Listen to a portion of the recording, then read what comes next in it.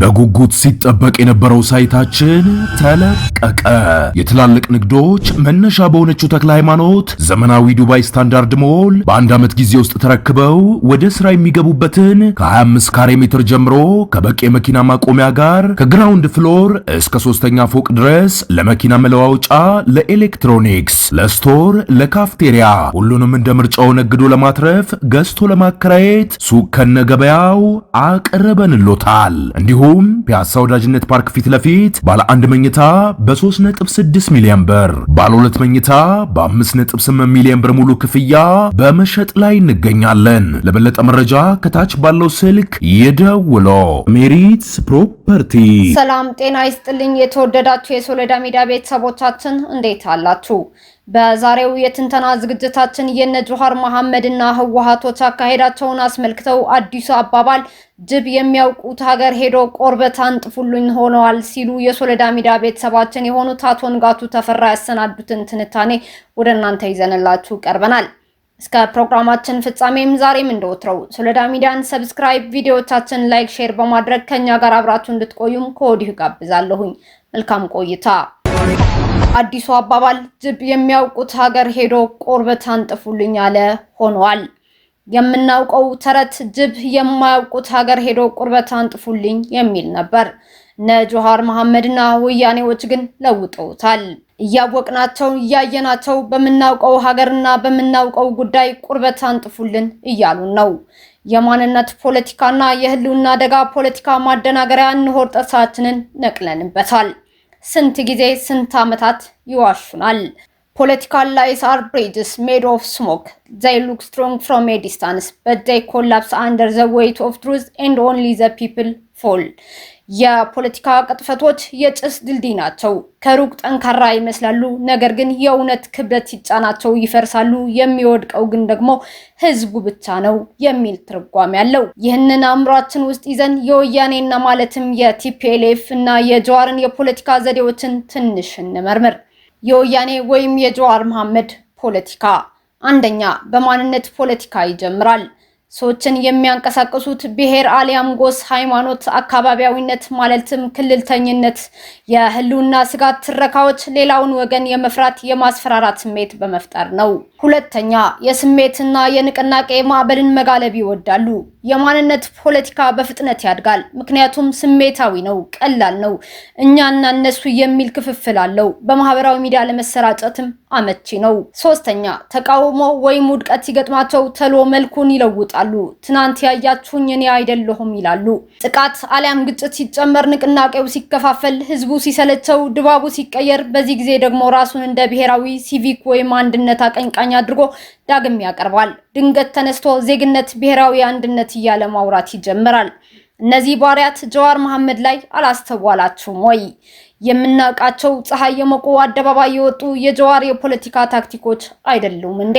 በሚያውቁት ሀገር እየሄደ ጅቡ ቁርበት አንጥፉልኝ ሲል ጅቡን እያወቅን እንድናነጥፍለት ሰሞኑን ተግቶ የሚሰራው እንደማይበላን እንድናምነው ነው ወይ?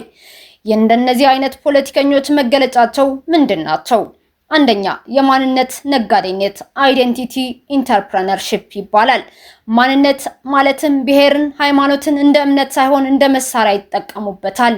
ሲጠቅማቸው ማንነትን ያነቃቁታል፣ ዋጋ ሲያስከፍላቸው ደግሞ ይዘቀዝቁታል። ይህ ተግባራዊ የማንነት ፖለቲካ ማለትም ኢንስትሩሜንታል አይዴንቲቲ ፖለቲክስም ይባላል። ሁለተኛ የትረካ ተለዋዋጭነት ታሪኮችን በፍጥነት መቀየር ይችላሉ። ወገኔ አደጋ ላይ ነው ይላሉ። ራሳችንን ለመከላከል አለብን የሚል ሞቅ ያለ ጩኸትም ያሰማሉ። ሌላ ጊዜ ደግሞ አሁን እንደ ሀገር መተባበር አለብን በማለት ሌሎች አጋሮችን ፍለጋ ይባዝናሉ። ርዕዮተ ዓለማቸው ቋሚ አይደለም፣ ስልቱ ግን ቋሚ ነው።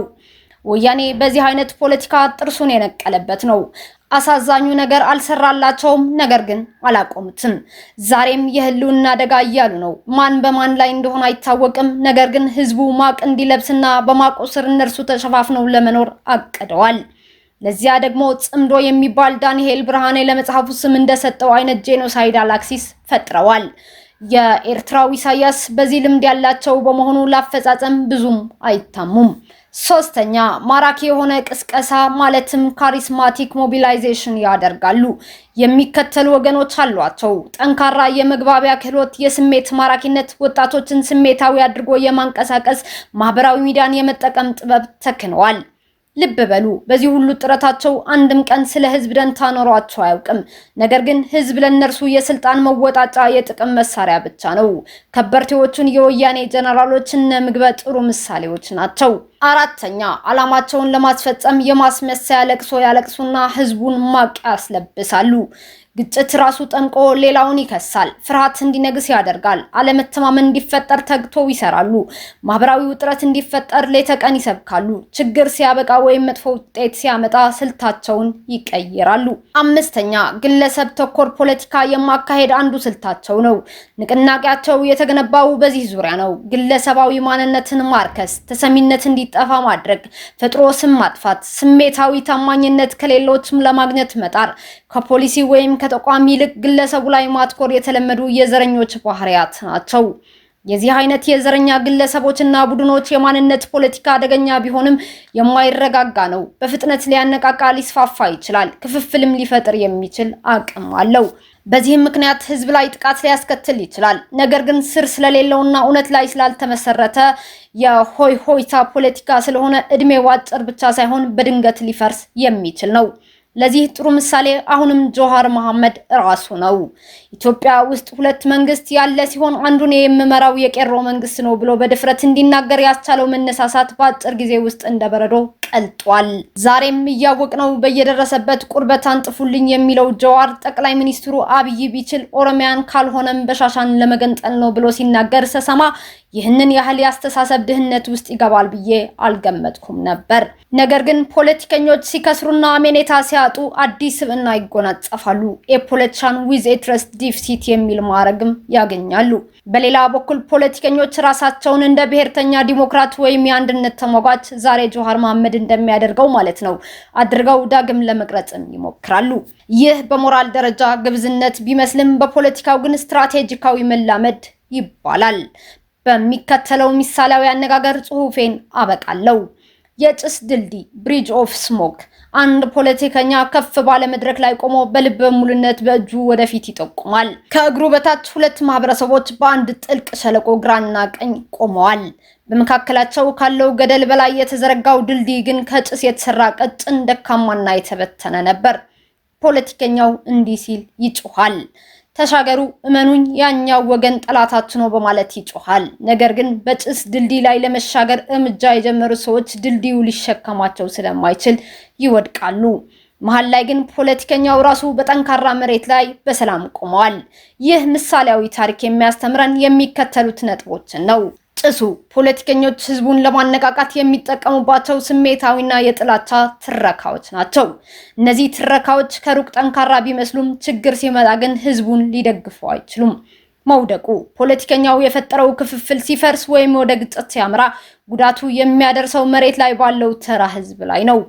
ጠንካራው መሬት ፖለቲከኞች ህዝቡን ለጥፋት ሲገፋፉ፣ እነሱ ግን ቤተሰቦቻቸውና ሀብታቸው በሰላም የተጠበቀበት ቦታ ላይ መሆናቸው ያሳያል። የዚህ ምሳሌያዊ አነጋገር ባለቤቶች የሆኑት ወያኔና ጆሃር አንድም ሁለትም ናቸው። ኢትዮጵያ ለዘላለም በዜጎቿን ታፍራና ተከብራ ትኖራለች። የዘወትር የሶለዳ ሚዲያ ቤተሰባችን አቶ ንጋቱ ተፈራ መጋቢት 26 2018 ዓ.ም እንደከተቡት ዝግጅታችን እዚህ ጋር ጨርሰናል። ውድ የሶለዳ ሚዲያ ቤተሰቦቻችን እናንተም በሶለዳ ሚዲያ እንዲተላለፉላቸው የምትፈልጓቸው ሐሳቦችና ጽሁፎች ካሉ ሶለዳ ሚዲያ በሩን ከፍቶ ሐሳቦቻችሁንና ጽሁፎቻችሁን ለማጋራት ፍቃደኛ መሆኑን ልናሳውቃችሁ እንወዳለን። በሌላ ዝግጅት እስከምንገናኝ ቸር ቆዩን። ድል ለኢትዮጵያችን። ፈጣሪ ኢትዮጵያንና ህዝቦቿን ይባረክ። ሶለዳ ሚዲያ